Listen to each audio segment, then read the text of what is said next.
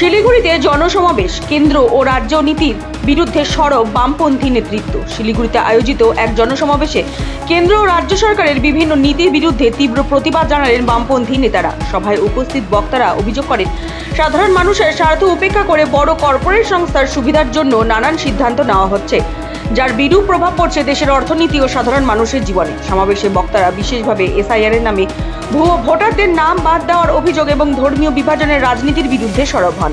তাদের দাবি, গণতন্ত্র রক্ষার স্বার্থে এবং মানুষের অধিকার বজায় রাখতে এই ধরনের নীতির বিরুদ্ধে ঐক্যবদ্ধভাবে আন্দোলন গড়ে তোলা প্রয়োজন।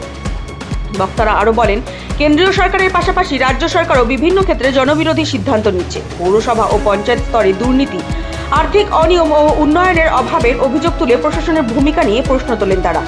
এদিনের সভায় বহু কর্মী সমর্থক উপস্থিত ছিলেন। সভা থেকে আগামী দিনে মানুষের স্বার্থে বৃহত্তর আন্দোলন গড়ে তোলার ডাক দেওয়া হয়।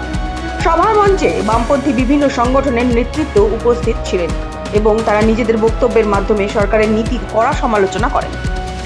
জেলা পরিষদের খরচে, সরকারি খরচে পলিটিক্যাল মিটিং করেন, এটাও সরকারি খরচে। আমি বললাম বক্তৃতায়, প্রধানমন্ত্রী নিজের রাজনৈতিক প্রচার করতে এসেছেন। এটা ঠিক একই কায়দা বিজেপি আর তৃণমূলের।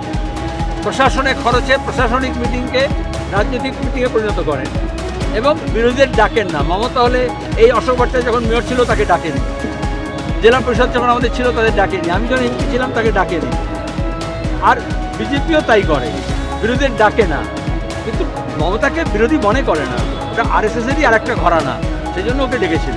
এবার মমতা কখনো যান কখনো যান না, উনি একান্তে মিটিং করেন, পাবলিকলি সামনে আসেন। উনি বাঁচাতেন, রাজনাথ সিং, উমা ভারতী, একজন মারা গেলেন, অর্থমন্ত্রী ছিলেন প্রাক্তন অরুণ জেটলি। এরা যখনই এসছে 2014 পরে মমতার প্রশংসা করেছে। মোদি নিজে 2014 লোকসভা নির্বাচনে, 16 विधानसभा निर्वाचन में ब्रिगेड दाঁড়িয়ে বলেছেন 34 साल में सीपीएम जो गड्ढा बनाया है उसको भरने के लिए दीदी को थोड़ा समय देना पड़ेगा।